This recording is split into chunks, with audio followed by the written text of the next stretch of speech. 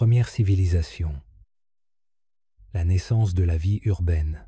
Fermez les yeux et imaginez que vous marchez dans une rue animée, il y a des milliers d'années. L'air est parfumé de pain chaud et d'argile fraîchement cuite. Des marchands crient leurs prix, des enfants courent entre les étals, et, au-dessus de tout cela, un temple imposant se dresse dans le ciel.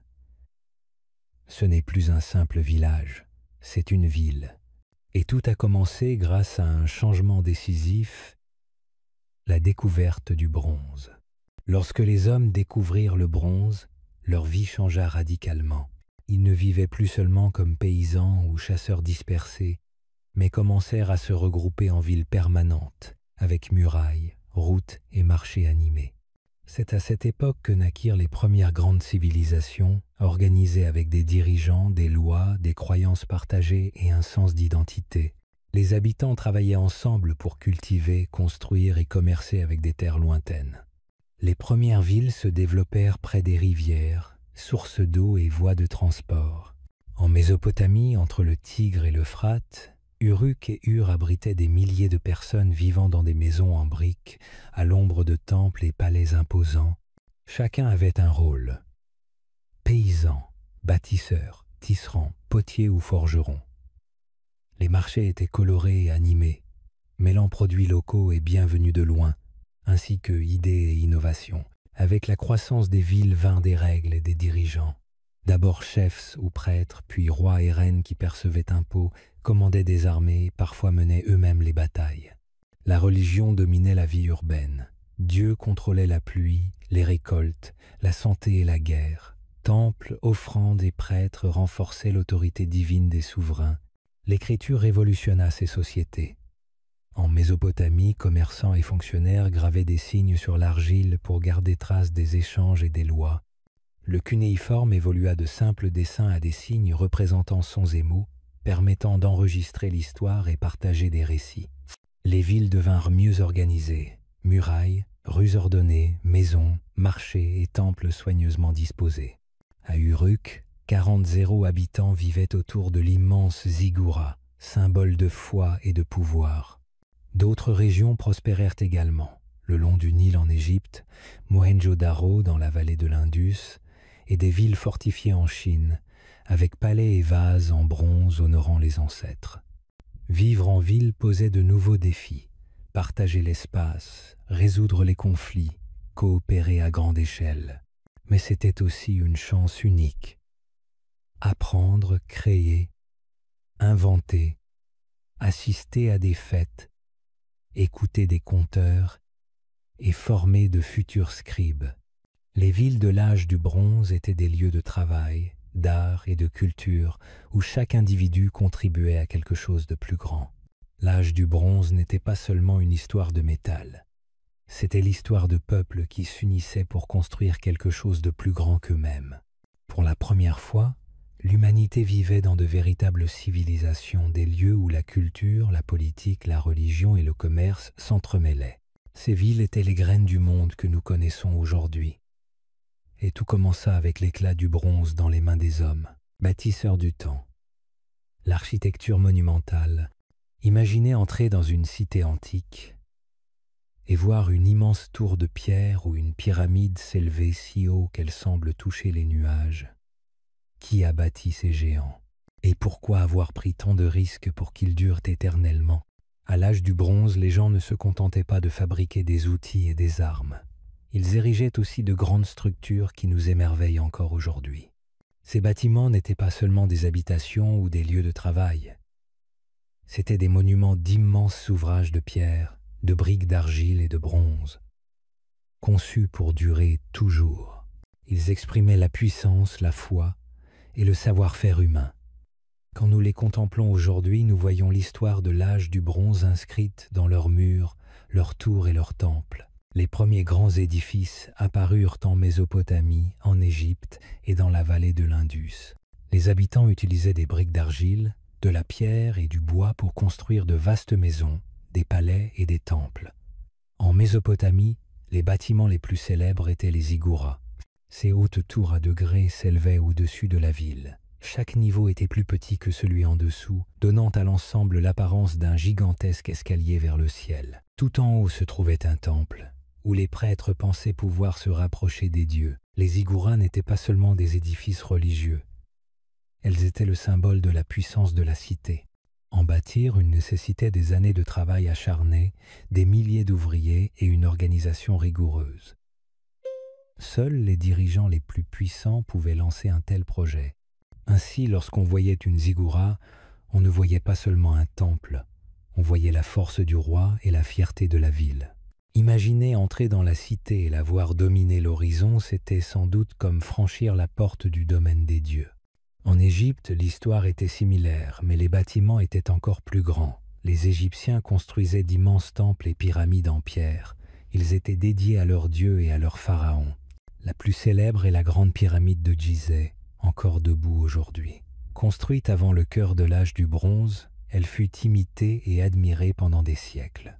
Les Égyptiens de l'âge du bronze poursuivirent cette tradition, érigeant de grands monuments reflétant leur croyance en l'au-delà et la grandeur de leur souverain.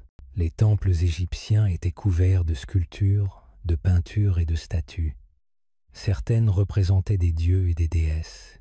D'autres montraient le pharaon remportant des batailles ou offrant des présents aux divinités. Ces images n'étaient pas de simples décorations. Elles racontaient des histoires. Elles enseignaient la religion, la loi et l'histoire à un peuple dont la plupart ne savaient ni lire ni écrire. On imagine aisément un villageois debout, admirant les gravures, apprenant ainsi les légendes transmises de génération en génération.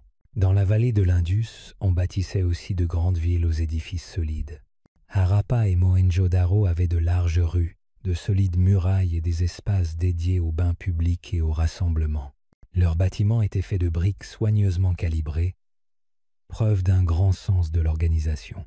On n'y trouvait pas de temples gigantesques comme en Égypte ou en Mésopotamie, mais des villes propres, ordonnées en avance sur leur temps. La vie semblait y être paisible, bien organisée et pensée pour le confort des habitants. Plus à l'ouest, en Crète, les Minoens construisaient des palais aux nombreuses pièces, aux murs colorés, dotés même de canalisations intérieures. Le palais de Knossos est l'un des plus célèbres. Ces salles étaient ornées d'œuvres représentant des taureaux, des danseurs et des créatures marines. Ces édifices n'étaient pas seulement les résidences des rois. Ils étaient des centres de vie où se mêlaient commerce, stockage, administration et fêtes. L'air devait y être rempli de musique, de rires et des odeurs de festins somptueux. En Chine, les premières dynasties, comme les Shang, construisaient aussi des palais et des temples. Elles utilisaient le bois, la terre et la pierre pour ériger de grandes murailles autour de leur cité. Leurs bâtiments servaient de résidence aux souverains et de lieux pour accomplir des rituels. Ils créaient également des vases en bronze richement décorés, utilisés lors de cérémonies importantes. Ces constructions et objets reflétaient le respect envers les ancêtres et le souci d'honorer les esprits. Les ouvriers qui bâtissaient ces monuments étaient qualifiés. Certains étaient des travailleurs rémunérés, d'autres des esclaves. Tous peinaient sous le soleil brûlant, soulevant des pierres, façonnant des briques et sculptant des motifs. Ils utilisaient des outils simples, souvent en bronze, pour tailler la pierre et travailler le bois. Malgré les moyens limités de l'époque, ils accomplirent des exploits remarquables. Ces édifices ont résisté pendant des millénaires. Pourquoi ériger de telles structures? La religion était l'une des raisons. On voulait plaire aux dieux et leur offrir des lieux de prière et d'offrande. Une autre raison était le pouvoir. Les rois et reines voulaient montrer qu'ils étaient de grands dirigeants. Un immense palais ou temple signifiait que le chef était fort, sage et choisi par les dieux. Ces bâtiments servaient aussi à rassembler la population, accueillant fêtes, marchés et réunions. Les monuments aidaient également les cités à devenir des centres de commerce et de culture. Les voyageurs venaient admirer les bâtiments et faire affaire. Les artistes apportaient leurs œuvres. Les prêtres enseignaient la religion et conscrivaient des archives. Ces lieux devenaient le cœur des premières civilisations. Pour ceux qui y vivaient, ces édifices étaient plus que de la pierre, et des briques c'était le décor de leur vie quotidienne, la scène où leurs propres histoires se déroulaient. Même après des milliers d'années, beaucoup de ces monuments tiennent encore debout. Ils nous rappellent ceux qui les ont bâtis, leurs espoirs, leurs craintes et leurs rêves. Ils nous montrent que les hommes de l'âge du bronze n'étaient pas seulement des survivants, ils étaient des créateurs. Ils construisaient avec la pierre et l'esprit, et ils construisaient pour l'éternité. Ces monuments ne sont pas que des ruines. Ce sont des messages venus du passé, qui se dressent encore, murmurant à travers les âges que le désir humain de créer quelque chose qui dure est aussi ancien que la civilisation elle-même. L'Égypte et les royaumes de l'âge du bronze, l'Égypte fut l'un des lieux les plus puissants et fascinants de l'âge du bronze. Tandis que les peuples de Mésopotamie construisaient des villes et inventaient l'écriture, les Égyptiens élevaient pyramides, temples et puissants royaumes le long du Nil. Le Nil donnait vie à l'Égypte. Ses eaux permettaient de cultiver dans la chaleur du désert et servaient de grande route pour le commerce et les voyages. Au début de l'âge du bronze, l'Égypte avait déjà bâti les grandes pyramides. Mais cette époque apporta de nouveaux changements. Les pharaons régnaient sur le pays. Ils n'étaient pas seulement des rois, on les considérait comme des dieux vivants. Ils portaient des couronnes d'or et des sceptres pour montrer leur pouvoir. Le peuple croyait qu'il pouvait parler aux dieux et contrôler les forces de la nature. L'Égypte utilisait le bronze pour de nombreuses choses. On s'en servait pour fabriquer des outils agricoles, comme les charrues et les faucilles, qui aidaient à produire plus de nourriture. On l'utilisait aussi pour créer des armes solides destinées aux soldats. Les épées, poignards et pointes de flèches en bronze donnaient un avantage à l'armée égyptienne. Plus ils avaient de bronze, plus ils gagnaient en puissance. Le commerce jouait un grand rôle dans la vie égyptienne. L'Égypte possédait beaucoup d'or et de céréales, mais peu d'étain. Or, l'étain était indispensable à la fabrication du bronze, et sans lui, impossible de produire armes et outils. Les marchands égyptiens naviguaient sur le Nil et traversaient les déserts pour échanger avec d'autres royaumes de l'âge du bronze. Ils commerçaient avec des régions comme la Nubie au sud, la Mésopotamie à l'est et les Minoennes par-delà la mer. Ces échanges apportaient non seulement des matériaux mais aussi de nouvelles idées. Les temples occupaient une place centrale dans la vie égyptienne. Ces immenses bâtiments de pierre abritaient des statues de dieux, des murs peints et des salles au trésor.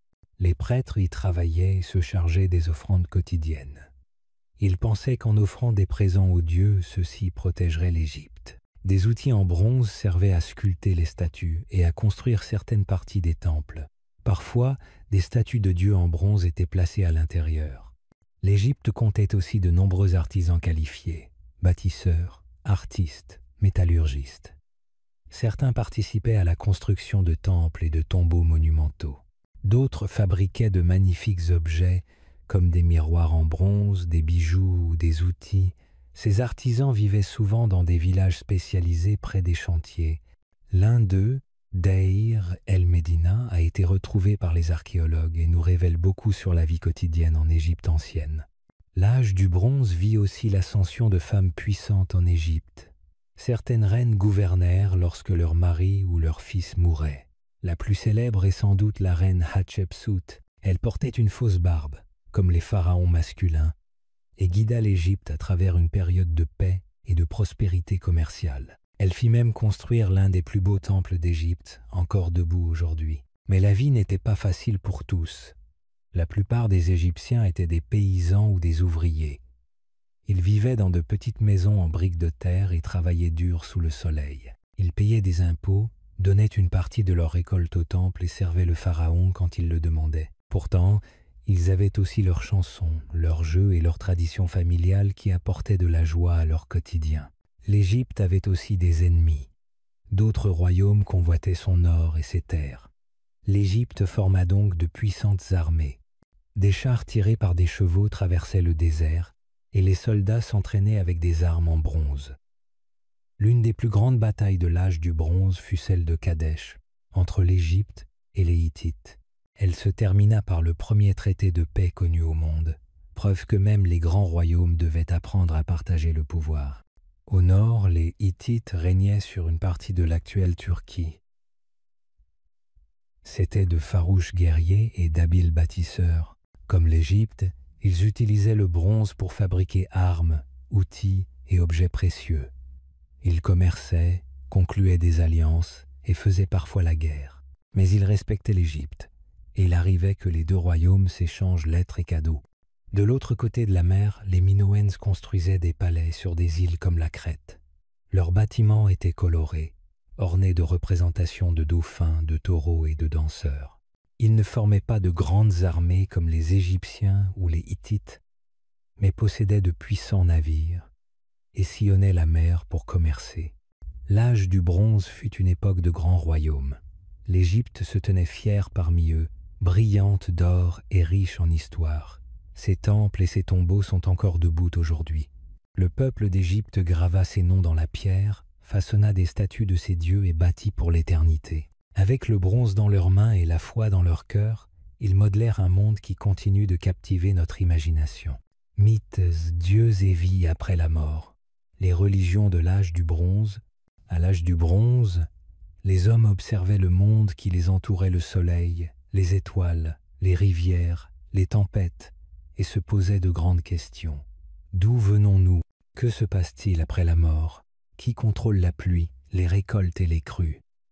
Pour y répondre, ils inventèrent des histoires. Ces histoires devinrent des mythes, et les êtres puissants qui y vivaient devinrent des dieux. La religion n'était pas seulement une partie de la vie, elle en était le cœur. Les gens croyaient que les dieux étaient partout. Il y avait des dieux du ciel, de la terre, de l'eau et du feu. Des dieux qui apportaient la pluie, d'autres qui régnaient sur la guerre ou la guérison. Certains étaient bienveillants et secourables. D'autres étaient coléreux et devaient être apaisés. Chaque civilisation avait ses propres dieux et ses propres histoires, mais toutes pensaient que les dieux dirigeaient le monde. En Mésopotamie, on vénérait de nombreux dieux. Anu était le dieu du ciel, Enlil le dieu du vent, et Inanna la déesse de l'amour et de la guerre. Ces divinités vivaient dans de grands temples au sommet des ziggourats. Des prêtres et prêtres s'y travaillaient, offrant nourriture, boissons et parfois même des animaux pour plaire aux dieux.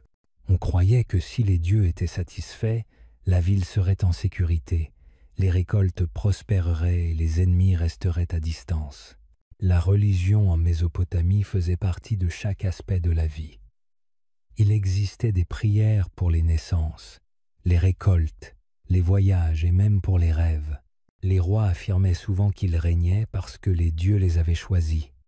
Ils faisaient ériger statues et temples pour leur rendre hommage. Si un désastre survenait, on pensait que les dieux étaient en colère et on cherchait à se réconcilier avec eux par des offrandes et des rituels. En Égypte, la religion était encore plus ancrée dans le quotidien. Le pharaon lui-même était considéré comme un dieu sur terre, fils de Ré, le dieu du soleil. Les Égyptiens adoraient de nombreuses divinités comme Osiris, dieu des morts, Isis, déesse mère, et Thoth, dieu de la sagesse et de l'écriture. Chaque ville avait souvent son dieu protecteur, et des temples étaient bâtis en son honneur. Les Égyptiens croyaient en une vie après la mort.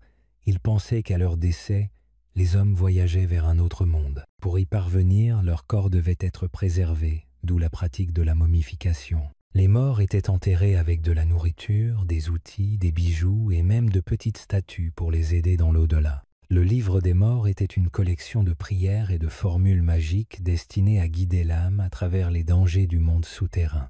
Les Minoens installés sur l'île de Crète avaient aussi leurs croyances. Ils vénéraient des déesses liées à la nature, aux animaux et à la fertilité. De nombreuses fresques minoennes montrent des femmes dansant, tenant des serpents ou se tenant aux côtés d'animaux. Ces images faisaient sans doute partie de cérémonies religieuses. Le taureau était pour eux un animal sacré, et l'un des mythes les plus célèbres, la légende du Minotaure, pourrait provenir de cette culture. Dans la vallée de l'Indus, on construisait de grands espaces pour les bains, probablement à des fins religieuses. On plaçait dans les maisons de petites statues de dieux et d'animaux sacrés.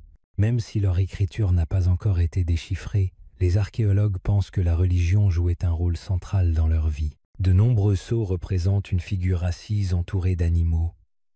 Peut être une forme ancienne de divinité. En Chine, sous la dynastie Shang, la religion incluait le culte des ancêtres. On croyait que les esprits des ancêtres pouvaient aider ou nuire aux vivants. On leur offrait nourriture et présents pour demander conseil et protection. Les rois s'adressaient aussi aux esprits et aux dieux grâce aux os oraculaires. On chauffait un os ou une carapace, on lisait les fissures pour obtenir des réponses à des questions sur la guerre, les récoltes ou la santé. Ces premières pratiques religieuses influencèrent les croyances chinoises pendant des millénaires. Le bronze jouait un rôle important dans la religion. On fabriquait des statues de dieux, des objets sacrés et des éléments décoratifs pour les temples. Certains des plus beaux objets en bronze de cette époque n'étaient pas des armes, mais des pièces religieuses créées pour honorer les dieux ou accompagner les morts dans leur voyage. Les fêtes religieuses étaient fréquentes. Les gens se rassemblaient pour chanter, danser, remercier les dieux. Les prêtres dirigeaient prières et sacrifices. Dans certaines régions, on offrait en masse des animaux aux divinités. Ces célébrations rassemblaient la communauté et renforçaient le sentiment d'appartenance à quelque chose de plus grand. À travers la religion, les peuples de l'âge du bronze expliquaient la vie et la mort, l'ordre et le chaos, la joie et la souffrance. Ils croyaient que leurs actes, leurs prières, leurs offrandes, leur manière de vivre pouvaient influencer leur avenir. La religion apportait de l'espoir dans les moments difficiles et du sens aux grands événements. Elle les liait au monde, aux autres et au divin. Même si chaque culture avait ses propres dieux et pratiques, leurs aspirations restaient les mêmes. Ils voulaient comprendre la vie, ils voulaient la paix, la santé et la sécurité. Et à travers leurs mythes et croyances, ils ont laissé les prémices de nombreuses religions qui existent encore aujourd'hui. Les Minoens, un mystère maritime. Sur l'île de Crète, entourée par les eaux bleues de la mer Méditerranée, vivait un peuple appelé les Minoens. Ils formaient l'une des civilisations les plus avancées et mystérieuses de l'âge du bronze. Même s'ils n'ont laissé aucun écrit que nous puissions lire, leurs bâtiments, leur art et leurs objets racontent l'histoire d'une culture pacifique et créative, maîtresse des mers et qui a contribué à façonner l'avenir de l'Europe. Les Minoens vécurent environ de 2000 à 1400 avant notre ère. Leur ville n'était pas construite pour la guerre. Au lieu de murs et de fortifications, ils bâtissaient des palais ouverts remplis d'art. Le plus célèbre est le palais de Knossos. Il comptait de nombreuses pièces, de larges escaliers, des murs peints et même l'eau courante. Son plan ressemblait à un labyrinthe, ce qui a amené certains à penser que le mythe du labyrinthe et du Minotaure venait de là. Les Minoens étaient des bâtisseurs experts. Ils utilisaient la pierre, le bois et le plâtre pour construire des maisons et des palais à la fois solides et magnifiques. Leurs murs étaient décorés de scènes colorées représentant la nature, les animaux et les hommes. Ces peintures, appelées fresques, montrent des dauphins bondissant dans la mer, des femmes dansant et des hommes sautant par-dessus des taureaux.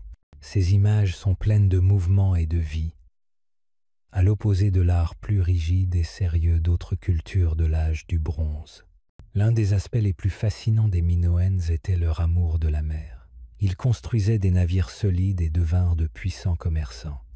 Leurs bateaux transportaient de l'huile d'olive, du vin, des étoffes et de la poterie vers l'Égypte, la Mésopotamie et la Grèce continentale. En échange, ils rapportaient de l'or, de l'argent et des produits rares. La mer était leur autoroute et ils savaient en tirer profit. Le commerce rendit les Minoens riches. Leur palais possédait de vastes salles de stockage, remplies de jarres d'huile et de grains. Ces jarres, appelées pitois, servaient à conserver les provisions pour l'hiver et pour le commerce. Les palais abritaient aussi des ateliers où l'on fabriquait poteries, bijoux et outils en métal. Ces objets, d'une grande finesse, témoignent d'un savoir-faire remarquable. La société minoenne semblait valoriser la beauté, l'équilibre et la paix. On trouve peu de traces de guerre ou de violence dans leur cité. Alors que d'autres cultures de l'âge du bronze produisaient des armes et construisaient des murailles, les Minoens se concentraient sur l'art, le commerce et la religion.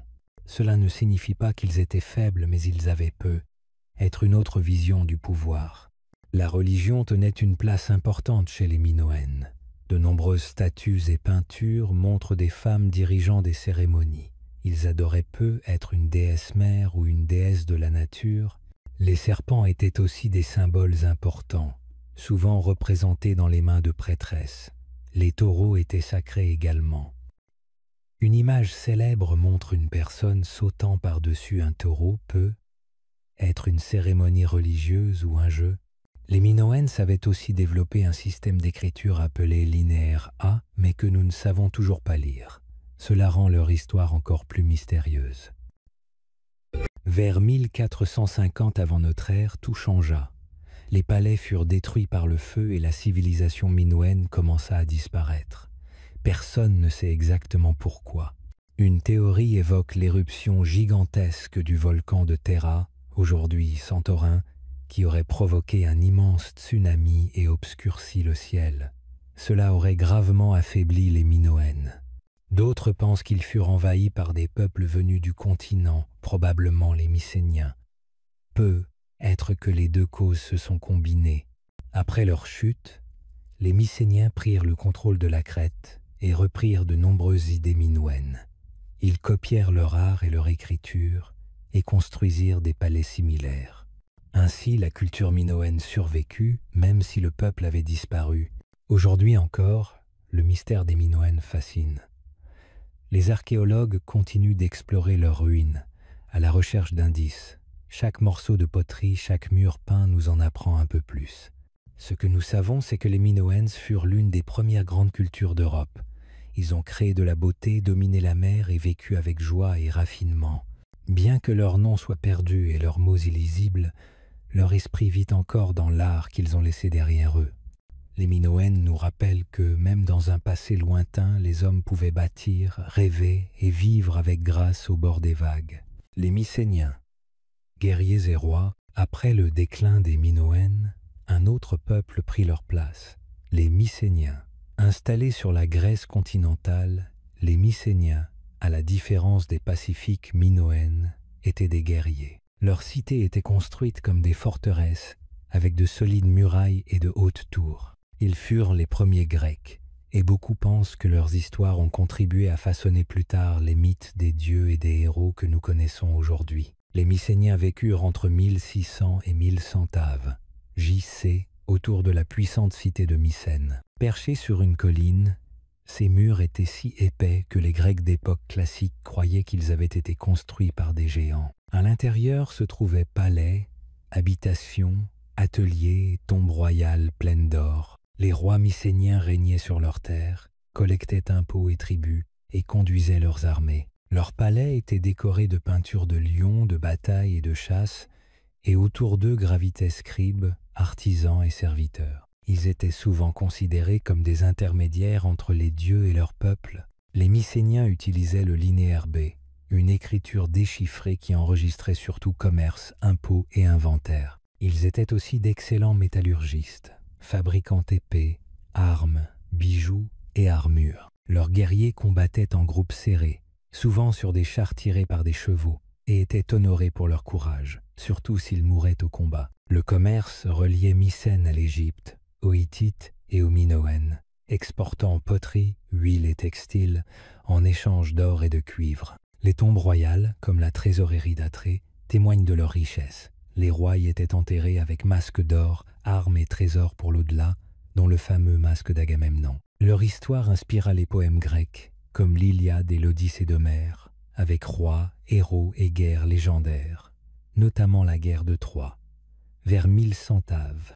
J.C., les cités mycéniennes furent incendiées et abandonnées, cause probable, guerre, tremblement de terre ou invasion maritime. La Grèce entra alors dans une période sombre où l'écriture et beaucoup de savoirs disparurent. Malgré tout, l'héritage mycénien perdura. Leurs constructions, leurs armes et leurs récits continuèrent d'inspirer les Grecs, et les figures d'Agamemnon, d'Achille et d'Ulysse reflètent encore l'esprit de cette civilisation ancienne. Les Mycéniens furent un pont entre l'âge du bronze et le monde classique de la Grèce antique. Ils n'étaient pas seulement des combattants, ils étaient aussi des bâtisseurs, des commerçants et des conteurs. Leur univers était fait de murs de pierre, d'épées brillantes et de rois fiers. Et, bien qu'ils aient disparu, leur mémoire a contribué à façonner la suite de l'histoire. Les dynasties de l'âge du bronze en Chine, alors que des cités s'élevaient en Mésopotamie et en Égypte, et que les guerriers marchaient à Mycène et à Hattusa, quelque chose d'aussi puissant se produisait bien plus à l'est dans la Chine antique. Là, durant l'âge du bronze, de grandes dynasties commencèrent à se former, façonnant une culture qui durerait des milliers d'années. Ces premiers royaumes chinois étaient riches en art, en croyances et en innovation. Ils bâtirent des villes, régnèrent avec des rois et produisirent certains des plus beaux objets en bronze du monde antique. La première grande dynastie de l'âge du bronze en Chine fut celle des Shang, vers 1600 av. J. C. dans la vallée du fleuve Jaune. Ce territoire fertile permit le développement de cités et de l'agriculture. Les rois Shang régnaient depuis de grandes villes fortifiées, étaient considérés comme choisis par les dieux et détenaient un pouvoir absolu, dirigeant l'armée, collectant impôts et supervisant les cérémonies religieuses. Les Shang se distinguèrent par leur travail exceptionnel du bronze. Les artisans fabriquaient récipients rituels, armes et outils, ornés de motifs de dragons ou d'animaux. Ces objets servaient surtout à honorer les ancêtres lors de rituels, symbolisant la protection et le lien entre les vivants et les morts. La fabrication exigeait des moules précis et des techniques sophistiquées, montrant un savoir-faire unique dans l'âge du bronze.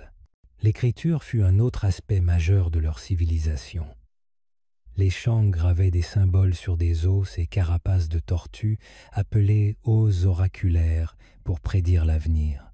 Ces inscriptions témoignent des guerres, des récoltes, du climat et de la vie royale, et elles sont les plus anciens exemples connus de l'écriture chinoise, avec des caractères encore reconnaissables aujourd'hui. Vers 1046 av., Jixi, la dynastie Zhou, renversa les Shang et introduisit le concept du mandat du ciel, selon lequel un roi gouverne avec sagesse et justice, sinon il perd son droit au trône. Les Zhou distribuèrent des terres à des nobles qui administraient les régions, tout en maintenant les traditions religieuses et le culte des ancêtres. Les rituels en bronze et le respect des familles restèrent des piliers de la société. Ainsi, l'âge du bronze chinois se distingue par son orientation sur la famille, les ancêtres et la continuité des traditions.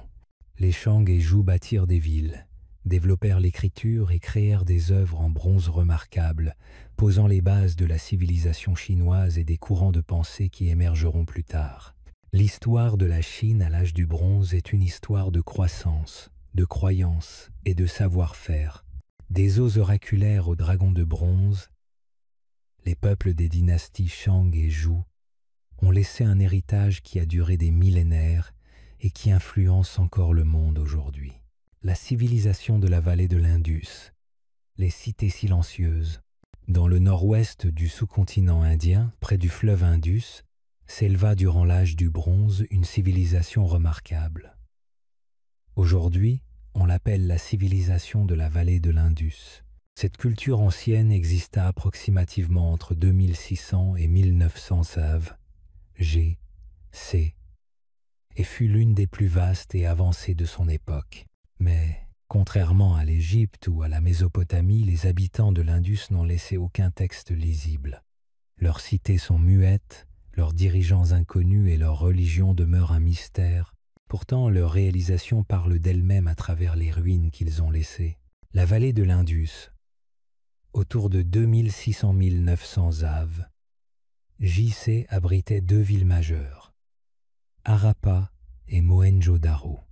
Ces cités étaient remarquablement planifiées, avec des rues tracées en grille, des maisons en briques cuites, souvent à 2 étages, équipées de puits et de salles de bain reliées à un système d'assainissement sophistiqué, en avance sur son temps. Cette organisation urbaine indique l'existence probable d'une autorité centrale, bien que nous ignorions les noms de dirigeants ou de rois. Contrairement à d'autres cultures de l'âge du bronze, aucun palais ni temple monumental n'a été découvert. Les habitants étaient des artisans habiles. Poteries, perles, bijoux en or et en pierres semi-précieuses témoignent de leur savoir-faire. Ils cultivaient le blé et l'orge, élevaient des animaux et utilisaient des outils en pierre et en bronze. Le commerce était développé, allant jusqu'à la Mésopotamie, et des sceaux gravés représentant animaux et symboles montrent qu'ils avaient une forme d'écriture encore indéchiffrée. La société de l'Indus semble avoir été pacifique. Les armes sont rares et les villes peu fortifiées. Les inscriptions et statues laissent entrevoir des croyances religieuses liées à une déesse mère ou un dieu cornu et des postures rappelant le yoga, mais sans certitude sur leurs pratiques spirituelles. Vers 1900 av., JC, les villes déclinent. Population dispersée, commerce interrompu et écriture perdue. Les causes possibles incluent des changements climatiques, des inondations, des sécheresses ou des maladies, mais aucune invasion n'a été confirmée. Aujourd'hui, les ruines témoignent d'une civilisation organisée, propre, artistique et pacifique, dont le mystère perdure à travers les sceaux et les vestiges urbains. La civilisation de la vallée de l'Indus fut l'une des grandes cultures du monde antique. Aux côtés de la Mésopotamie, de l'Égypte et de la Chine, elle fut un centre de vie durant l'âge du bronze. Même sans roi, guerre ou temple, elle prouva qu'il était possible de bâtir quelque chose de remarquable grâce à l'ordre, l'équité et la coopération. C'est un géant oublié, qui attend encore de livrer son histoire le jour où nous saurons enfin écouter. Les peuples de la mer, fantômes de l'histoire, parmi les nombreux mystères de l'âge du bronze, peu sont aussi étranges et intrigants que l'histoire des peuples de la mer. Ces groupes de guerriers semblèrent surgir soudainement, naviguant à travers la Méditerranée, attaquant des villes, incendiant des temples et semant la destruction derrière eux. Nous ignorons encore exactement qui ils étaient ou d'où ils venaient, mais leur arrivée contribua à mettre à genoux le monde antique de l'âge du bronze. Les premières mentions des peuples de la mer proviennent d'écrits égyptiens.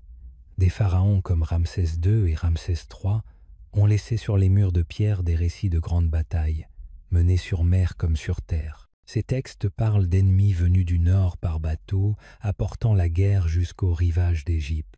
Ramsès III les qualifia de « foreigners from the sea », des étrangers venus de la mer, et les représenta coiffés de casques à cornes, armés de boucliers ronds et de grandes épées.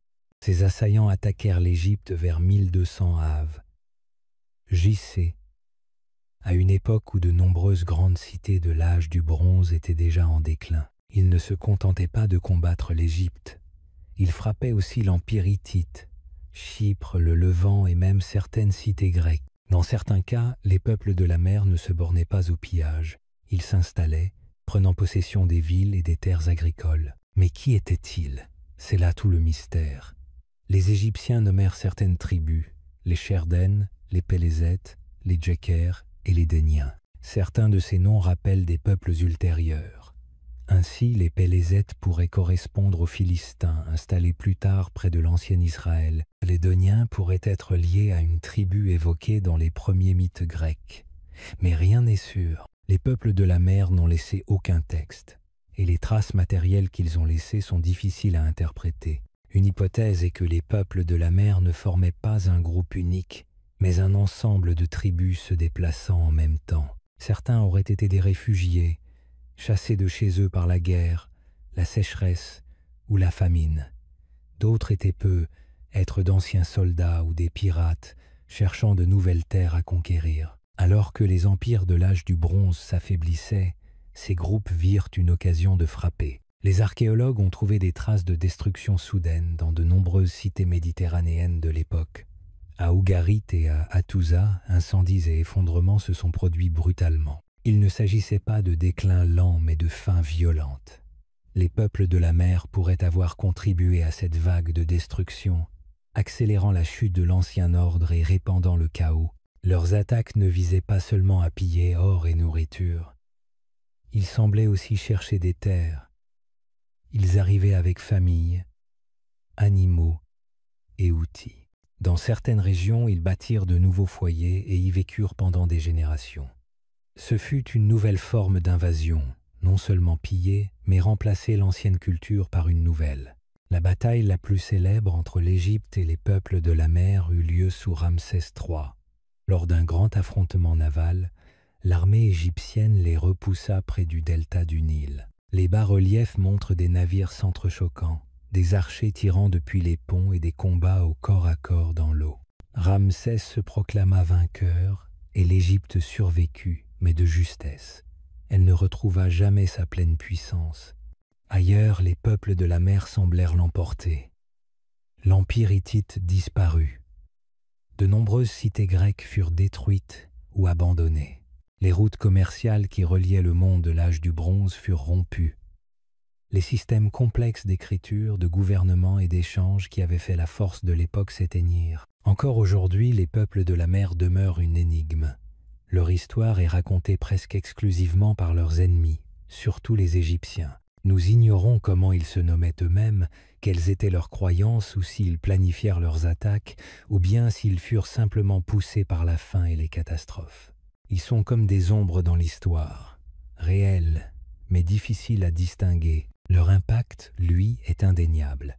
Ils furent l'une des forces qui mirent fin à un chapitre majeur de l'histoire humaine. Qu'ils aient été envahisseurs, réfugiés ou un mélange des deux, les peuples de la mer contribuèrent à façonner le monde qui suivit. Ils nous rappellent que le changement peut surgir de n'importe où même de la mer. Quand les empires s'effondrent et que les vagues montent, de nouveaux peuples peuvent apparaître dans la brume, bouleverser l'ordre établi et ne laisser derrière eux que des questions et des ruines. L'héritage du bronze. Écho à travers le temps. L'âge du bronze, c'est peu, être terminé il y a longtemps, mais son héritage n'a jamais vraiment disparu. Ces villes ont pu s'effondrer, ces rois disparaître, mais les idées, inventions et histoires nées à cette époque ont continué à façonner le monde pendant des milliers d'années. L'âge du bronze n'était pas seulement une période d'outils et d'armes, c'était la première fois que l'humanité commençait à construire le monde dans lequel nous vivons aujourd'hui. L'usage du bronze a tout changé. Il a donné des outils plus solides, de meilleures armes et des objets du quotidien plus durables. Les paysans pouvaient défricher plus de terre, les bâtisseurs taillaient des pierres plus résistantes et les guerriers protégeaient leurs foyers. Ces outils ont permis aux sociétés de se développer. Plus de nourriture, plus de bâtiments, plus de gens vivant ensemble en sécurité. Le bronze a aussi favorisé le commerce. Le cuivre et l'étain venant de lieux différents, les gens ont dû voyager, échanger et négocier. Des commerçants traversaient montagnes, déserts et mers, transportant biens, langues et idées. Ces premiers réseaux de connexion entre cultures allaient, même après l'effondrement, laisser une trace et être reconstruits plus tard. L'écriture est un autre héritage puissant. En Mésopotamie, les scribes utilisaient des tablettes pour compter, raconter des histoires et suivre l'histoire. En Égypte, les hiéroglyphes ornaient les temples, racontant dieux et rois. En Chine, les os oraculaires portaient des questions aux ancêtres.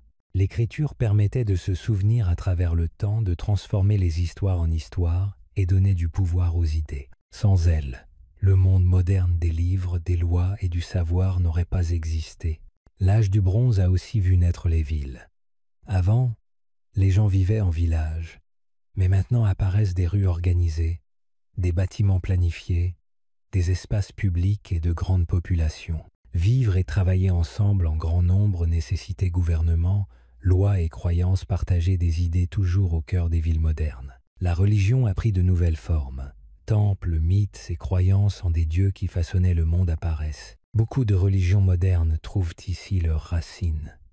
Dieux et héros, vie après la mort, rituels sacrés. Certaines croyances ont été transmises telles quelles, d'autres ont évolué, mais le besoin de se relier à quelque chose de plus grand a été façonné par l'expérience de l'âge du bronze. L'idée de royauté et de leadership prend également racine à cette époque. Les dirigeants de l'âge du bronze ont appris à mener des armées, gérer les réserves alimentaires et construire des monuments pour montrer leur pouvoir. Ils ont créé les premières lois et les ont enregistrées par écrit. Plus tard, des dirigeants des empereurs romains aux rois médiévaux ont repris beaucoup de ces idées. Même le concept d'un souverain choisi par les dieux vient de l'âge du bronze et s'est perpétué pendant des siècles. L'art, la musique et la narration ont également prospéré. La beauté des fresques minoennes, la puissance des sculptures hittites, la poésie des anciens sumériens, tout cela montre un profond amour de l'expression. Même lorsque les bâtiments furent détruits et que les populations se déplacèrent, ces échos artistiques demeurèrent. Ils ont enseigné aux générations futures comment voir le monde, honorer la beauté et se souvenir. Certains des mythes et légendes les plus célèbres du monde antique viennent de l'âge du bronze. L'histoire de Gilgamesh, les récits de Troie et les mythes des dieux grecs commencent tous à cette époque. Ces histoires ont été transmises par chansons et poèmes avant d'être enfin mises par écrit. Elles continuent d'être racontées aujourd'hui dans les livres, les films et les salles de classe du monde entier. Même dans la vie moderne, l'âge du bronze nous parle.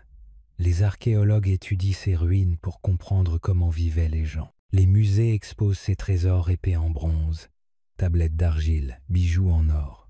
Les historiens racontent ces histoires. Et partout dans le monde, les gens, qu'ils le sachent ou non, sont façonnés par le monde qu'il a créé. L'âge du bronze a été une époque de premières.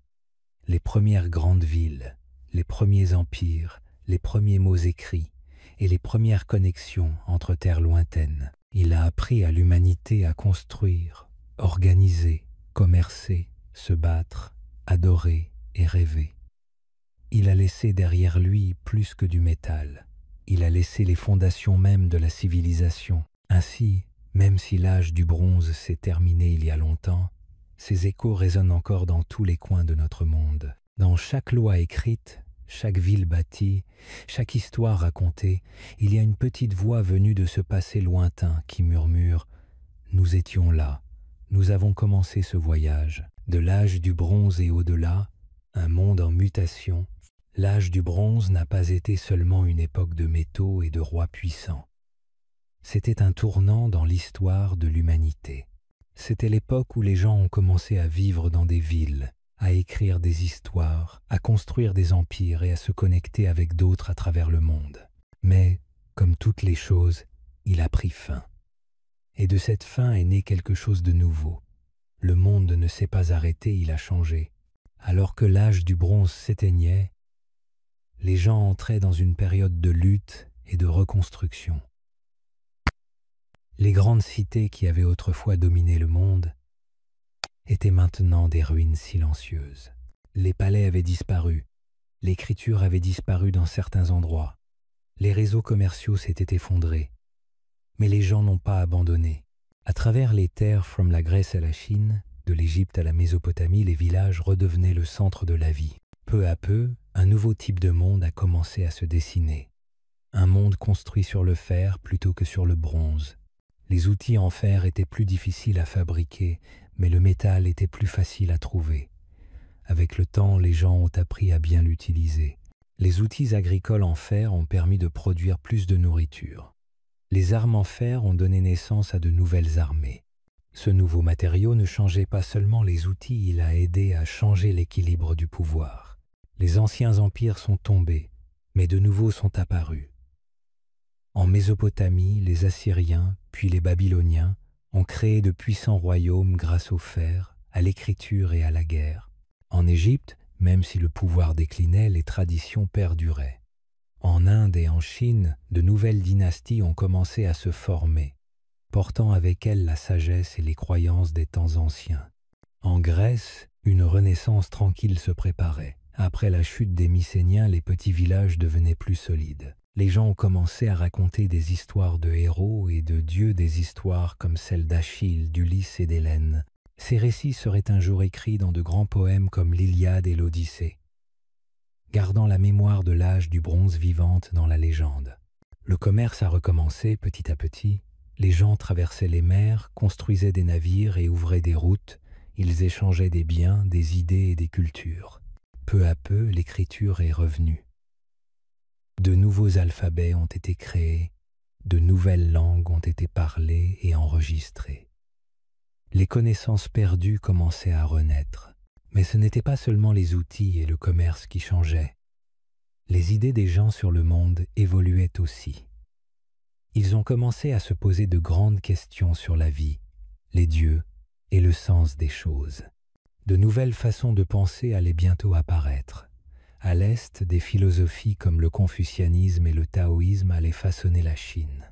À l'Ouest, des penseurs comme Socrate et Platon allaient explorer la vérité, la justice et l'âme. Ces idées avaient leurs racines dans les luttes et les espoirs du passé. L'âge du bronze nous a donné plus que des artefacts et des ruines. Il nous a donné les premiers pas vers la civilisation telle que nous la connaissons.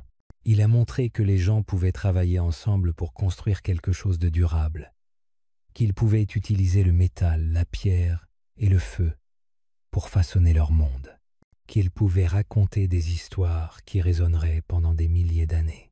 Les habitants de l'âge du bronze ne savaient pas ce qui allait suivre, mais ils ont préparé le chemin. Leurs villes étaient les ancêtres des villes modernes. Leur écriture était le début des livres. Leurs routes commerciales sont devenues les routes de l'histoire. Leurs questions sont devenues la fondation des nôtres. De l'âge du bronze et au-delà, l'humanité a continué à avancer. Chaque époque apportait quelque chose de nouveau, construit sur ce qui existait avant. Le fer, l'écriture, la science, le droit, la démocratie, la philosophie, tout cela a été rendu possible grâce à ce que l'âge du bronze a commencé. Même aujourd'hui, quand nous lisons sur d'anciens rois, que nous marchons à travers de vieilles ruines, ou que nous admirons un simple outil en bronze dans un musée, nous touchons ce passé. Le monde a changé, mais l'histoire continue. L'âge du bronze a pris fin, mais son esprit perdure dans nos villes, nos idées et le voyage sans fin de qui nous sommes et de ce que nous devenons. L'aube du bronze. De la pierre au métal, imaginez vivre dans un monde où chaque outil que vous possédez est en pierre. Votre hache, votre couteau, votre marteau, tous taillés dans la roche. Ils font le travail, mais se cassent souvent. Ils sont lourds. Et les façonner demande un effort interminable. Maintenant, imaginez qu'un jour, vous apercevez un étrange morceau de métal brillant dans la terre. Il se plie, il se façonne, il semble presque vivant dans vos mains. Ce moment n'a pas seulement changé la vie d'une personne, il a changé à jamais l'histoire de l'humanité. Il y a très longtemps, les gens ne disposaient que d'outils simples, faits de pierre. Ils s'en servaient pour chasser les animaux, construire des abris et survivre. La pierre leur permettait de vivre, mais elle avait ses limites. Elle pouvait se briser, s'user et n'était pas facile à modeler. La vie était rude et chaque tâche demandait du temps et de l'énergie. Mais tout commença à changer lorsque les humains découvrirent quelque chose de nouveau, le métal. Ce fut le début d'un mode de vie complètement différent. C'était le commencement de l'âge du bronze. Une époque où l'humanité entrait dans un nouveau chapitre de progrès. Au départ, les gens trouvèrent dans le sol de petits morceaux de métal rouge et brillant, le cuivre. Ils remarquèrent qu'il était plus facile à façonner que la pierre. On pouvait le frapper, le plier et même le faire fondre s'il était suffisamment chauffé. Très vite, le cuivre devint une matière pour fabriquer des outils, des armes et même des bijoux. C'était déjà un grand pas en avant. Mais le cuivre avait un défaut, il était mou. Avec un usage intensif, il finissait par se plier ou se casser.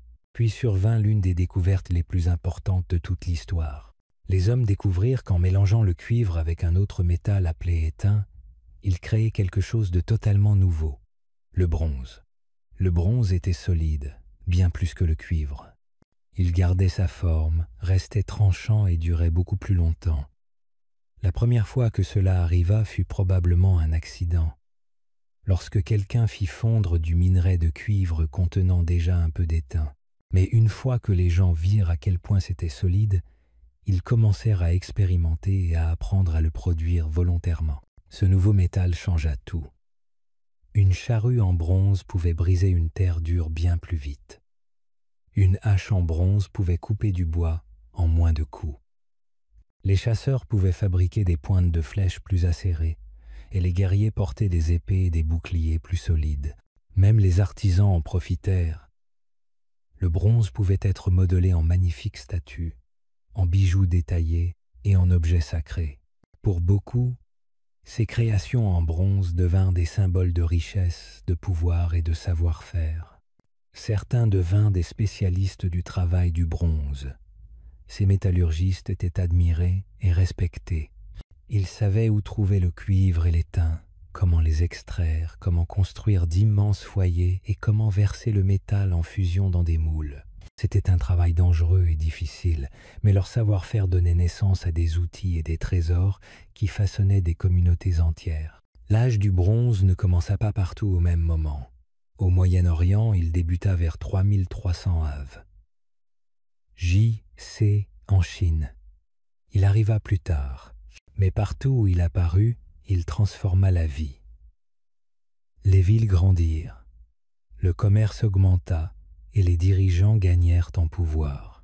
Avec de meilleurs outils, les agriculteurs pouvaient produire plus de nourriture, ce qui permettait à davantage de personnes de vivre au même endroit. Avec de meilleures armes, les armées pouvaient protéger ou conquérir des terres. Le bronze relia aussi les peuples entre eux. L'étain était rare et se trouvait souvent loin des mines de cuivre. Cela signifiait que les gens devaient commercer sur de longues distances. Ils rencontraient des étrangers, échangeaient des biens et apprenaient les uns des autres. Ces routes commerciales ne transportaient pas seulement du métal, elles véhiculaient aussi des histoires, des langues et des idées, tissant peu à peu le monde ancien. Mais le bronze n'était pas parfait. L'étain était difficile à trouver, et sans lui, pas de bronze. Cela rendait le métal précieux, souvent réservé aux riches ou aux puissants. Les rois et les guerriers portaient des armes en bronze, non seulement pour combattre, mais aussi comme symbole de leur autorité. Posséder du bronze signifiait que vous étiez quelqu'un d'important. Avec le temps, les outils en pierre disparurent peu à peu de la vie quotidienne. Les gens adoptèrent le bronze pour cultiver, construire, combattre et créer. Pour ceux qui vécurent cette transition, c'était comme entrer dans un nouveau monde, un monde où les mains humaines pouvaient façonner l'avenir plus facilement que jamais.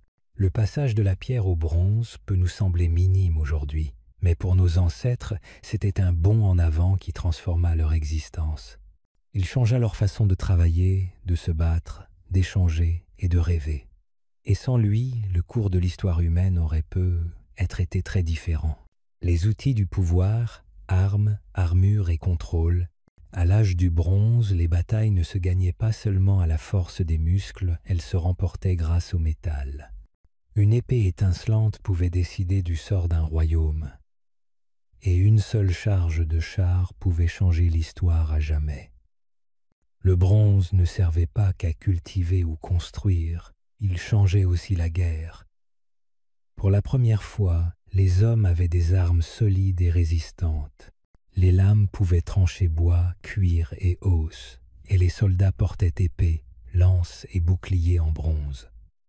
Les combats devinrent plus dangereux et organisés, et le pouvoir se mesurait désormais en armes.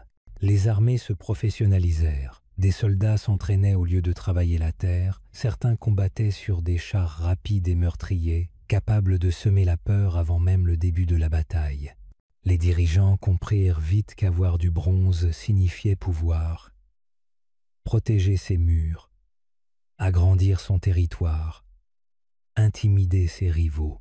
Les rois multipliaient les expéditions pour obtenir cuivre et étain, ou échanger avec des terres lointaines.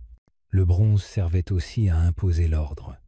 Les armées faisaient respecter la loi et collecter les impôts, et les armes pouvaient être autant des instruments de paix que de guerre.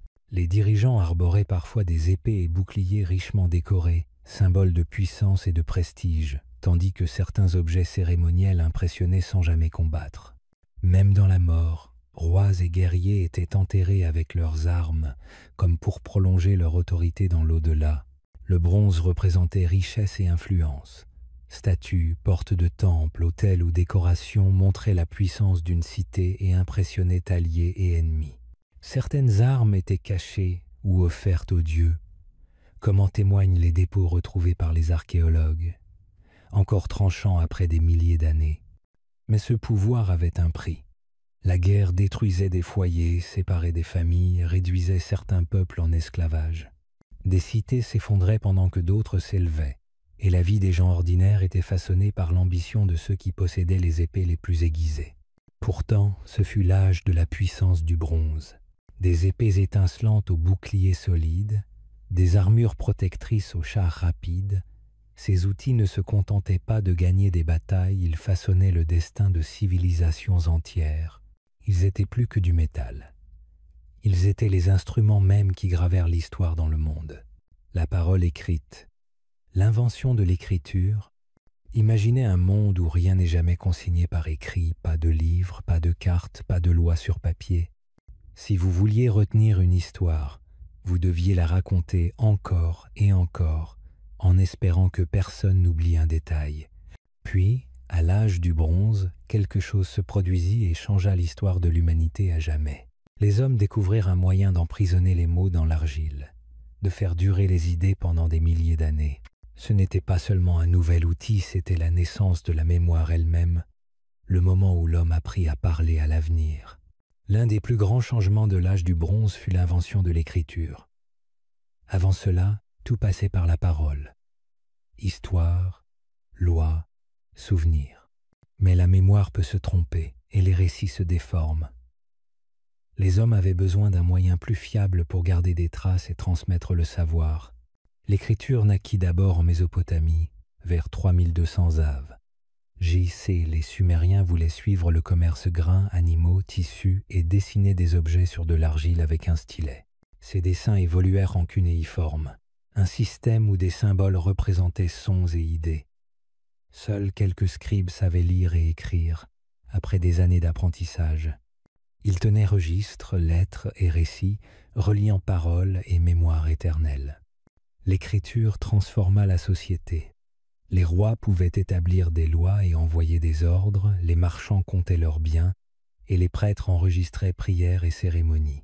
L'histoire, enfin, pouvait être conservée pour toujours. En Égypte, les hiéroglyphes apparaissaient sur murs, colonnes et papyrus, servant aux lois, impôts et récits religieux. En Chine, des symboles gravés sur os et carapaces les os oraculaires posaient des questions aux dieux et devinrent les premiers caractères chinois. L'écriture permit aux idées de voyager et de survivre. Des poèmes, des mythes et des épopées comme Gilgamesh traversent les millénaires et nous parlent encore. Mais toutes les tablettes n'étaient pas grandioses. Certaines ne contiennent que listes de moutons ou horaires de travail, nous donnant un aperçu concret de la vie quotidienne. Peu à peu, l'écriture se répandit. Commerçants, artisans et même certains paysans comprirent son utilité. Mais longtemps, elle resta le privilège d'une élite instruite, gardienne de la mémoire et du savoir. Malgré cela, l'écriture transforma le monde à jamais. Elle rendit les gouvernements plus forts, le commerce plus fluide et la religion plus organisée. Elle donna aux hommes le pouvoir de se souvenir, de partager et de rêver. L'âge du bronze ne fut pas seulement l'âge du métal, ce fut aussi l'âge des mots. Sans l'écriture, nous n'aurions ni livre d'histoire, ni cartes, ni récits préservés pendant des millénaires. L'écriture donna au peuple de l'âge du bronze une voix, et cette voix nous parle encore à travers le temps. Réseaux commerciaux et première économie mondiale, à l'âge du bronze, les gens ne se contentaient plus de vivre dans de petits villages ou dans des villes voisines. Ils commencèrent à aller beaucoup plus loin qu'auparavant, à la recherche de biens, de métaux et d'idées. À mesure que différentes civilisations gagnaient en puissance, elles commencèrent à commercer entre elles. C'était le début du tout premier système d'échange à grande échelle, un réseau qui reliait les peuples par la terre et par la mer. Pour la première fois dans l'histoire, le monde semblait plus connecté. Le commerce était essentiel, car le bronze ne pouvait pas être fabriqué sans deux métaux clés, le cuivre et l'étain. Ces métaux ne se trouvaient pas toujours au même endroit. Certaines régions avaient du cuivre, d'autres de l'étain. Cela signifiait qu'il fallait voyager, négocier et transporter ces métaux sur de longues distances. Sans commerce, les outils, armes et œuvres d'art en bronze n'auraient pas existé. En Mésopotamie, des villes comme Ur et Uruk avaient besoin de métal pour fabriquer outils, armes et statues. Mais elles manquaient d'étain, elles échangeaient donc avec des régions lointaines. Les marchands traversaient déserts, rivières et montagnes pour apporter de l'étain depuis des endroits comme l'Anatolie, l'actuelle Turquie, ou même l'Asie centrale. En échange, ils donnaient du grain, du tissu et des objets artisanaux. L'Égypte devint aussi une puissance commerciale. Elle possédait de l'or, du papyrus et des céréales, mais manquait de bois, d'argent et d'étain. Les bateaux égyptiens descendaient le Nil et traversaient la mer pour commercer avec le Liban, la Nubie et les Minoennes de l'île de Crète. Ils rapportaient du bois de cèdre pour la construction ainsi que de l'argent et des outils en bronze. Le commerce enrichissait l'Égypte et favorisait l'essor de sa culture. Les Minoennes, installés sur des îles de la mer Méditerranée, devinrent maîtres de la navigation. Leurs navires partaient chargés d'huile d'olive, de vin, de poterie et de tissus, et revenaient avec du cuivre de Chypre et de l'étain venu de l'Est. Leurs palais regorgeaient d'objets venus de nombreux endroits, preuve de leur ouverture sur le monde. Plus à l'Est, les habitants de la vallée de l'Indus commerçaient par mer avec la Mésopotamie. Ils envoyaient des pierres précieuses, de l'ivoire et du tissu de coton et recevaient en échange du métal et d'autres objets rares. Les archéologues ont retrouvé des sceaux de la vallée de l'Indus dans des villes mésopotamiennes. Ces petites pierres gravées servaient à marquer les marchandises, preuve que ces deux cultures lointaines étaient bien en contact. En Chine, les premiers royaumes de l'âge du bronze participaient eux aussi aux échanges. Ils partageaient leurs outils et leurs œuvres en bronze avec les régions voisines. Bien qu'éloignés de la Mésopotamie et de l'Égypte, ils contribuaient à tisser un réseau de connexions en Asie de l'Est. Par voie de terre, les marchands utilisaient des animaux comme les ânes et les chameaux pour transporter leurs marchandises sur des pistes traversant déserts et montagnes. Ces routes commerciales devinrent comme des artères reliant les différentes civilisations. Les voyageurs s'arrêtaient dans des villages ou des oasis pour se reposer, vendre leurs produits et échanger des nouvelles d'autres contrées. Ces haltes devinrent de premiers bourgs marchands dont certains se transformèrent plus tard en grandes villes. Par mer, les marchands construisaient des bateaux plus solides pour transporter de lourdes cargaisons. Ils longeaient les côtes ou traversaient les eaux en haute mer, guidés par les étoiles. Le commerce maritime comportait des risques tempêtes, pirates ou se perdre en mer. Mais les gains étaient importants et les gens étaient prêts à courir ces dangers. Le commerce ne portait pas seulement sur les biens, il faisait aussi circuler les idées. Quand les marchands se rencontraient, ils échangeaient histoires, chansons et croyances. Ils découvraient de nouvelles formes d'art, de vêtements et d'outils. Avec le temps, cela permit de diffuser techniques et culture. Par exemple, l'idée de l'écriture pourrait s'être propagée depuis la Mésopotamie vers les régions voisines. Des styles de poterie ou de vêtements voyageaient aussi le long des routes commerciales. Cet échange contribua à façonner le monde. Les dirigeants utilisaient également le commerce pour renforcer leur pouvoir. Les rois s'envoyaient des cadeaux-outils en bronze, coupes en or ou beaux tissus. Ces présents montraient leur richesse et tissaient des liens d'amitié. Certains rois mariaient même leurs filles à d'autres souverains pour préserver la paix et développer le commerce. Des lettres de cette époque, gravées sur des tablettes d'argile, montrent des rois s'appelant « frères » et demandant plus d'or ou de produits raffinés. Mais le commerce pouvait aussi causer des tensions. Parfois, des peuples se disputaient des routes commerciales ou des ressources précieuses. Si un groupe empêchait un autre d'accéder à l'étain ou au cuivre, cela pouvait déclencher une guerre. Le contrôle du commerce devint donc un moyen de contrôler le pouvoir. C'est pourquoi beaucoup de villes anciennes furent construites près des rivières ou des ports des points stratégiques où passaient les marchandises. Le réseau commercial de l'âge du bronze fut la première fois dans l'histoire où des peuples de continents différents partageaient à grande échelle biens, idées et cultures. Ce n'était pas encore le monde globalisé que nous connaissons aujourd'hui, mais c'était un grand pas dans cette direction. Le bronze reliait le monde. Grâce à lui, les peuples apprirent, se développèrent et découvrirent à quel point ils avaient besoin les uns des autres. Les femmes à l'âge du bronze, visibles et invisibles. Quand on pense à l'âge du bronze, on entend souvent parler de rois, de guerriers et de grands bâtisseurs. Mais les femmes étaient là elles aussi, façonnant la vie quotidienne, tenant les familles unies et, parfois, dirigeant même des nations. Certaines furent puissantes et sont restées dans l'histoire. D'autres vécurent dans l'ombre, accomplissant un travail essentiel qui n'a jamais été consigné. Ainsi, l'histoire des femmes à l'âge du bronze est à la fois visible et invisible. Dans la plupart des sociétés de l'âge du bronze, les femmes occupaient de nombreux rôles. La majorité était mère, fille, épouse et travailleuse. Elles cuisinaient, nettoyaient, fabriquaient les vêtements et élevaient les enfants. Elles aidaient à planter et à récolter les cultures. Certaines s'occupaient des animaux ou fabriquaient des objets comme la poterie et les tissus pour le commerce. En ville, certaines tenaient un étal au marché ou travaillaient dans les temples. Sans leur travail, les familles n'auraient pas survécu et les cités n'auraient pas prospéré. En Égypte, les femmes avaient plus de droits que dans beaucoup d'autres endroits de l'Antiquité. Elles pouvaient posséder des terres, diriger des affaires et même devenir scribes si elles avaient la chance d'apprendre à écrire. Certaines devinrent prêtresses, travaillant dans les temples et accomplissant des fonctions religieuses importantes. L'exemple le plus célèbre est la reine Hatshepsut. Elle régna comme pharaon et guida l'Égypte pendant une période de paix et de construction. Les statues la représentent avec une barbe de roi, mais son histoire montre qu'une femme pouvait détenir un immense pouvoir.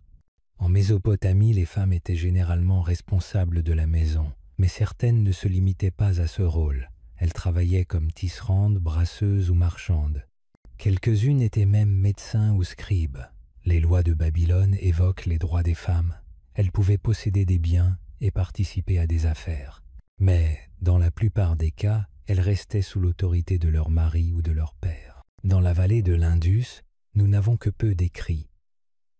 Mais l'art et les statues laissent penser que les femmes y étaient respectées. De petites figurines, les montres ornées de bijoux et de coiffures élaborées, signe possible d'un certain statut social. Les villes étaient propres et bien organisées, et il est possible que les femmes aient contribué à cette organisation. En Crète minoenne, les femmes semblaient jouer un rôle très particulier. De nombreuses fresques les représentent dansant, tenant des serpents ou participant à des cérémonies. Elles portaient des vêtements colorés et occupaient une place importante dans la vie religieuse. Certains chercheurs pensent que les Minoennes adoraient davantage de déesses que de dieux, ce qui indiquerait que les femmes occupaient une place forte dans leur culture. En Chine, sous la dynastie Shang, les femmes étaient surtout responsables du foyer et de la famille. Mais certaines femmes nobles furent enterrées avec des outils et des trésors en bronze, preuve de leur richesse et de leur statut. L'une des plus célèbres, Fu Hao, fut à la fois reine et chef militaire. Sa tombe, remplie d'armes et de richesses, prouve qu'elle était honorée et puissante. Pourtant, la plupart des femmes de l'âge du bronze menaient une vie difficile. Elles travaillaient du matin au soir. Elles donnaient naissance à de nombreux enfants, souvent sans aide, et beaucoup de mères et de bébés mouraient jeunes. Il fallait être forte, intelligente et courageuse simplement pour survivre. Leurs maisons étaient petites et simples. La nourriture devait être préparée de A à Z. Les vêtements étaient cousus à la main. Chaque journée était remplie de tâches. Malgré cela, les femmes étaient le cœur de la famille. Elles transmettaient histoire, chansons et traditions. Elles apprenaient aux enfants comment vivre, cultiver la terre et se comporter avec les autres. Elles soignaient souvent les malades et les personnes âgées. Elles veillaient au bon fonctionnement du foyer. Leur sagesse et leur affection représentaient une forme discrète de pouvoir pas toujours gravé dans la pierre, mais ressenti chaque jour. Dans de nombreuses sociétés, les femmes avaient aussi un rôle religieux. Certaines étaient prêtresses ou danseuses de temple, d'autres étaient sages-femmes ou guérisseuses, utilisant des herbes pour soigner. Certaines dirigeaient chants et prières lors de fêtes. Ces fonctions leur apportaient respect et importance au sein de la communauté. Les femmes de l'âge du bronze créaient aussi de l'art. Elles tissaient des étoffes aux motifs raffinés. Elles fabriquaient poteries et bijoux. Elles composaient des chants transmis de génération en génération. Même si leurs noms ont été oubliés, leur travail a façonné la culture de manière durable. Malheureusement, comme l'histoire a été surtout écrite par des hommes, les voix des femmes furent souvent effacées. Nous ne connaissons pas beaucoup de leurs noms, mais leurs traces demeurent dans les foyers qu'elles ont tenus, les outils qu'elles ont utilisés et les récits qu'elles ont aidé à préserver à travers le temps. Aujourd'hui, les archéologues continuent d'étudier tombes, œuvres d'art et anciens écrits pour en apprendre davantage sur les femmes de l'âge du bronze. Chaque découverte apporte une pièce supplémentaire au puzzle. Elle nous rappelle que, même si elles n'apparaissent pas toujours dans les livres d'histoire, elles étaient bien là vivant, travaillant, aimant et dirigeant. Les Hittites, seigneurs de l'Anatolie. Dans les hautes terres d'Anatolie, dans l'actuelle Turquie, s'éleva un puissant empire de l'âge du bronze, celui des Hittites. Ce peuple était composé de redoutables guerriers, de dirigeants habiles et de bâtisseurs talentueux. Ils ont fondé un royaume capable de rivaliser avec la puissante Égypte et ont contribué à façonner l'histoire du monde antique. Les Hittites apparurent vers 1600 av. C, avec pour capitale Hattusa, protégée par d'immenses murailles et des portes sculptées représentant lions, dieux et rois.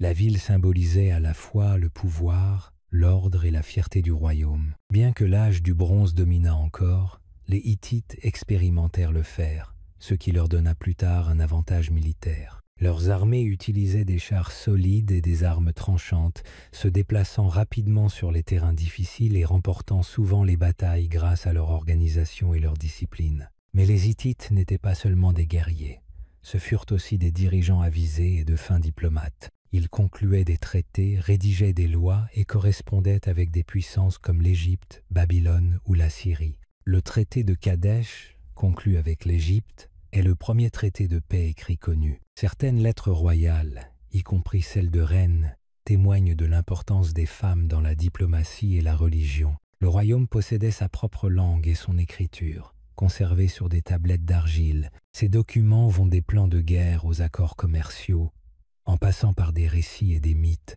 montrant leur ouverture aux influences extérieures et leur capacité à les adapter. La religion occupait une place centrale. Les Hittites croyaient en de nombreux dieux, dont le puissant dieu de l'orage, protecteur du roi et maître du climat. Le roi était considéré comme choisi par les dieux pour maintenir l'équilibre du monde. Ils furent aussi d'excellents bâtisseurs, routes, canaux, forteresses, palais et temples en pierre et bois, souvent décorés de sculptures religieuses ou guerrières. Le commerce, facilité par leur position stratégique entre l'Est et l'Ouest, leur permit d'échanger chevaux, métaux, céréales et textiles tout en intégrant idées et styles venus de cultures lointaines. Vers 1200 Save, J.C., le royaume hittite s'effondra.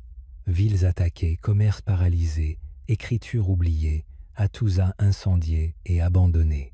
Pendant des siècles, l'histoire des Hittites resta méconnue jusqu'au XXe siècle, lorsque les archéologues redécouvrirent Hattusa, ses murailles, ses portes et des centaines de tablettes d'argile permettant de redonner vie à ce peuple ancien. Les Hittites furent les seigneurs d'une terre puissante. Guerriers, rois, bâtisseurs et penseurs, ils tinrent tête à l'Égypte, façonnèrent les débuts de la diplomatie et laissèrent un héritage gravé dans la pierre et l'argile. Leur voix s'était tue pendant longtemps. Mais aujourd'hui, nous pouvons de nouveau les entendre et mesurer toute l'importance qu'ils ont eue dans le monde de l'âge du bronze. Effondrement et chaos, la fin des empires. Pendant des siècles, le monde de l'âge du bronze fut rempli de royaumes puissants, de villes en pleine expansion et d'échanges commerciaux à grande échelle. Les hommes érigeaient de grands monuments, gravaient des textes sur pierre et sur argile et fabriquaient de puissants outils et armes en bronze. Des civilisations comme l'Égypte, les Hittites, les Mycéniens et les habitants de la vallée de l'Indus avaient façonné un monde interconnecté. Mais vers 1200 Av, J.C., quelque chose tourna terriblement mal. Les grandes cités tombèrent les unes après les autres, les routes commerciales disparurent, l'écriture s'éteignit, les populations quittèrent les villes où elles avaient vécu depuis des générations. Cette période est aujourd'hui connue sous le nom d'effondrement de la fin de l'âge du bronze. Cet effondrement ne se produisit pas dans un seul endroit, mais sur une vaste zone de la Grèce et de la Turquie jusqu'à l'Égypte et la Mésopotamie. C'était comme si le monde antique tout entier avait été ébranlé d'un seul coup. Longtemps, on ignora pourquoi. Aujourd'hui encore, les réponses ne sont pas totalement claires, mais on pense désormais que plusieurs problèmes se produisirent en même temps, chacun aggravant les autres. L'une des causes majeures pourrait avoir été des catastrophes naturelles.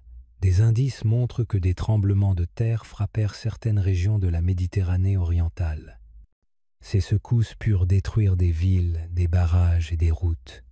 Elles provoquèrent peu être aussi des incendies qui ravagèrent les constructions en bois et poussèrent les habitants à fuir. En plus de cela, de mauvaises conditions climatiques, longues sécheresses ou vagues de froid soudaines auraient entraîné des famines. Sans nourriture suffisante, il devenait impossible de nourrir la population ou de maintenir des armées. Un autre problème fut la guerre et les invasions. Un groupe mystérieux de pillards, connu sous le nom de peuple de la mer, commença à attaquer les cités côtières. On ignore exactement qui ils étaient ou d'où ils venaient. Certains pourraient avoir été des guerriers de régions voisines, poussés à migrer par la faim ou les catastrophes. D'autres venaient peu, être de plus loin, cherchant de nouvelles terres. Ils attaquèrent des puissances comme l'Empire hittite et tentèrent même d'envahir l'Égypte. Bien que l'Égypte ait survécu, elle en sortit affaiblie et perdit le contrôle de nombreuses régions. les peuples de la mer n'étaient pas la seule menace. Dans plusieurs royaumes, des rébellions éclatèrent. Paysans, ouvriers et même soldats se soulevèrent contre leurs dirigeants. Dans certains cas, les rois avaient peu être imposé des taxes trop lourdes ou échoué à protéger leur peuple. Sans un leadership fort, les villes ne pouvaient tenir. Les gouvernements s'effondrèrent et l'écriture cessa d'être utilisée. Les systèmes qui avaient mis des siècles à se construire s'écroulèrent en quelques décennies. Le commerce s'arrêta également. Avec les cités sous attaque, routes et ports devinrent dangereux. La fabrication d'outils et d'armes en bronze devint difficile, car l'étain, indispensable à leur production, n'était plus facile à trouver ou à échanger. Sans bronze, les populations revinrent à des outils plus simples en pierre ou en métaux de mauvaise qualité. Ce fut un sérieux recul. La disparition des échanges signifia moins de ressources, moins de savoir et moins de liens entre les peuples. À la place des grands empires, de plus petits villages virent le jour. Les gens retournèrent à l'agriculture et à l'élevage. Ils vécurent dans des habitations simples et fabriquèrent leurs outils localement.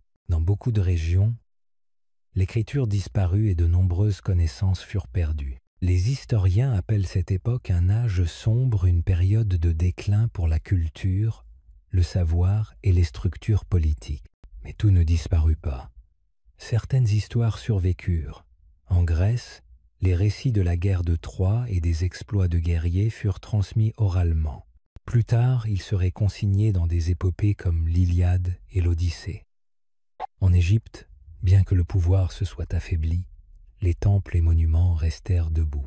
Au Moyen-Orient, de nouveaux peuples émergèrent lentement pour bâtir des royaumes sur les ruines. L'effondrement de l'âge du bronze nous rappelle que même les empires les plus puissants peuvent tomber.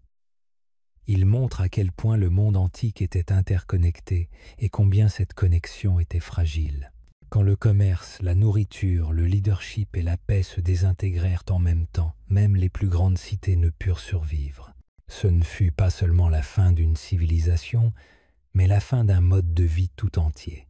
La chute de l'âge du bronze inaugura une période de difficulté, mais elle ouvrit aussi la voie du nouveau.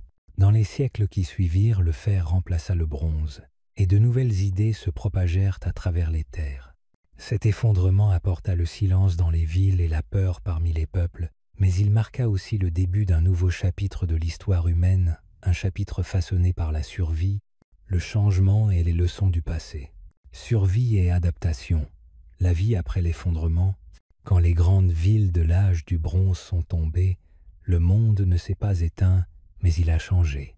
La chute d'empires comme les Hittites, les Mycéniens et les puissantes cités, États de la Méditerranée orientale, a marqué le début d'une période difficile. Les routes autrefois animées par le commerce sont vidées. Les palais, qui abritaient rois et scribes, n'étaient plus que ruines. Les systèmes d'écriture ont disparu et le bronze est devenu plus rare. Les populations ont dû repartir de zéro, et elles l'ont fait. Après l'effondrement, beaucoup de grandes villes furent abandonnées. Les gens se sont installés dans de plus petits villages, souvent perchés dans les collines ou cachés au fond des vallées, loin des côtes d'où venaient les attaques. Ces villages étaient bien plus simples que les cités d'avant. Pas de gigantesques palais, pas d'œuvres d'art raffinées, pas de bibliothèques remplies de tablettes d'argile. Mais ils étaient sûrs et pouvaient être défendus en cas de danger. La vie est redevenue plus locale. Sans le commerce à longue distance qui reliait autrefois le monde de l'âge du bronze, chacun devait compter sur ce qu'il pouvait cultiver, fabriquer ou trouver à proximité. L'agriculture, l'élevage et la pêche sont redevenus les piliers du quotidien. Les familles travaillaient ensemble pour survivre. L'attention n'était plus tournée vers les empires ou les rois, mais vers la terre, les saisons et le village. La technologie n'a pas disparu, mais elle s'est simplifiée. Privées d'étain, les populations ne pouvaient plus fabriquer facilement des outils en bronze et se tournèrent vers le fer, plus abondant mais plus difficile à travailler. Au début, les outils en fer étaient moins performants, mais avec le temps, on apprit à mieux façonner le métal, ouvrant la voie à l'âge du fer. En Grèce, l'écriture disparut pendant plusieurs siècles. Les palais mycéniens avaient disparu et le linéaire B n'était plus utilisé. Les Grecs vécurent dans de petits villages, transmettant leurs histoires oralement des récits de dieux, de héros et de royaumes perdus qui seraient plus tard mis par écrit et façonneraient leur culture pendant des siècles. En Égypte, l'ancien royaume survécut mais affaibli. Les pharaons régnaient encore, mais ils avaient perdu des terres et ne pouvaient plus construire les grands monuments d'autrefois. L'Égypte avait traversé l'effondrement, mais son influence n'était plus la même. Après l'effondrement, de nouveaux groupes émergèrent. Certains des peuples de la mer s'installèrent en Canaan et devinrent les Philistins, tandis que d'autres peuplèrent les espaces laissés par les anciens empires.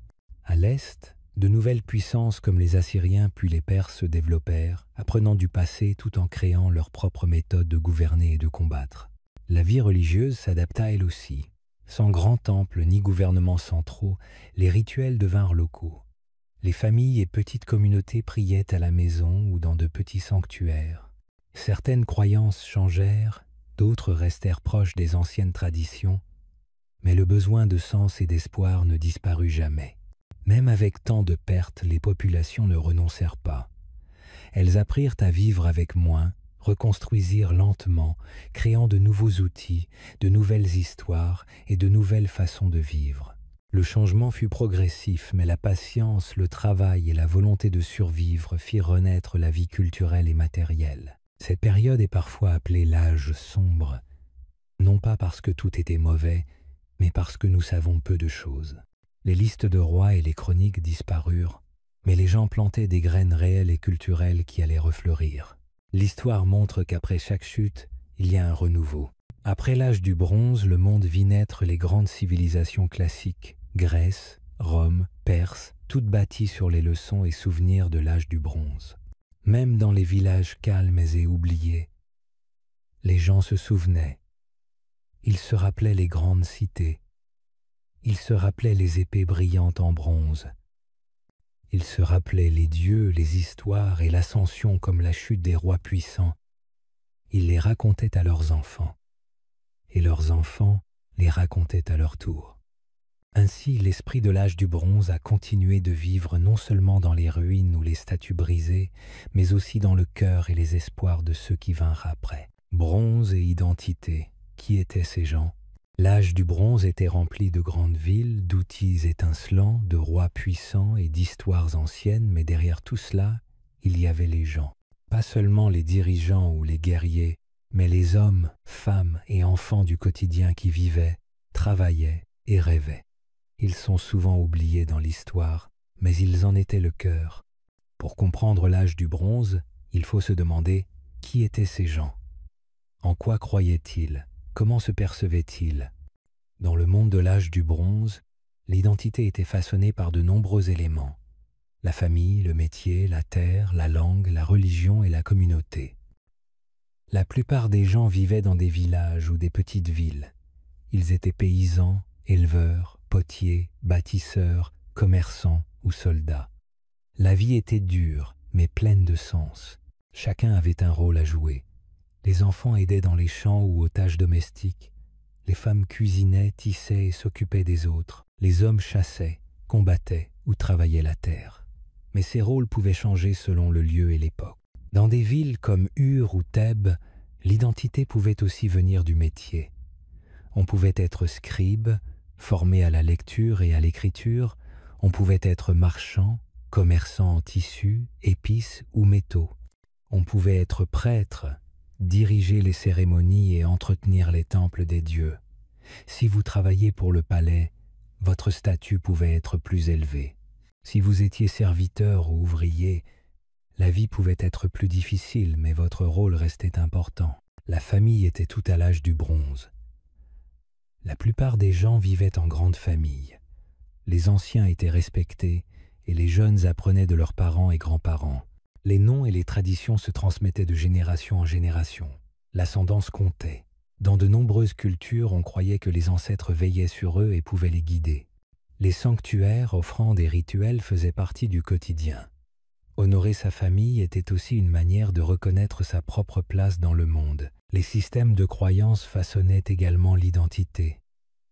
En Mésopotamie, l'identité d'une personne était profondément liée au dieu qu'elle vénérait et à la ville où elle vivait. Chaque cité avait son dieu protecteur et on croyait qu'en plaisant au dieu, on assurait sa réussite. En Égypte, l'identité était liée au voyage vers l'au-delà. Les gens se percevaient comme faisant partie d'un cycle plus grand. Vie, mort et renaissance. En Chine, le lien avec les ancêtres et l'équilibre de la nature étaient au cœur de la vision que les gens avaient d'eux-mêmes. La langue et l'écriture faisaient aussi partie de l'identité. Savoir lire et écrire conférait un savoir particulier. Les scribes étaient respectés car ils enregistraient impôts, échanges, lois et histoires. Dans des villes comme Babylone, parler la bonne langue ou écrire dans le bon script pouvait faire la différence entre être un simple citoyen ou un fonctionnaire royal. Mais la plupart des gens étaient illettrés. Leur identité venait des traditions orales, chansons, histoires et noms transmis de bouche à oreille. Les vêtements, bijoux et coiffures étaient d'autres moyens d'exprimer qui l'on était. En Crète minoenne, les femmes portaient des robes colorées et décoraient leurs cheveux. À Mycène, les guerriers arboraient armure et casque montrant leur statut et leur bravoure. Dans la vallée de l'Indus, on portait des perles et des bracelets en pierres précieuses. Ces objets n'étaient pas que décoratifs, ils montraient le rôle, la richesse ou les croyances d'une personne. L'identité venait aussi du lieu. Les gens étaient fiers de leur ville, de leur rivière, de leur montagne. Être originaire d'une certaine région donnait un sentiment d'appartenance. Même en voyageant ou en commerçant à travers de grandes distances, on se considérait toujours comme faisant partie d'un foyer, un endroit avec ses propres coutumes et dieux. Certaines personnes étaient libres, d'autres non. L'esclavage existait à l'âge du bronze. Certains devenaient esclaves à cause de la guerre ou de dettes. Ils menaient une vie difficile, travaillant dans les maisons, les champs ou les mines. Mais tous les esclaves n'étaient pas traités de la même manière. Certains pouvaient obtenir leur liberté, d'autres travaillaient aux côtés de personnes libres. La classe sociale et la liberté faisaient partie de l'identité, mais elles n'étaient pas toujours fixes. Et puis il y avait les étrangers commerçants, voyageurs et migrants. Ils apportaient de nouveaux biens, de nouvelles idées et parfois de nouvelles langues. Certains étaient accueillis, d'autres craints. Avec le temps, ils se fondaient dans les cultures locales, enrichissant l'identité de l'âge du bronze. Même si nous n'avons pas leur voix, les archéologues trouvent des moyens d'apprendre à connaître ces gens. Les tombes montrent comment ils étaient enterrés. Les outils et les maisons révèlent leur quotidien. L'art et la poterie montrent ce qu'ils voyaient et valorisaient. Pièce par pièce, nous reconstruisons leurs histoires. Les gens de l'âge du bronze nous ressemblent à bien des égards. Ils aimaient leur famille. Ils travaillaient dur. Ils levaient les yeux vers le ciel et posaient de grandes questions. Ils ont connu joie et tristesse, paix et guerre, espoir et peur. Leur monde était différent, mais leurs cœurs étaient les mêmes. S'interroger sur qui ils étaient, c'est aussi se demander qui nous sommes, car, à bien des égards, nous portons leur héritage. Nous bâtissons sur leurs idées, vivons dans des villes comme les leurs et posons encore les mêmes questions qu'eux.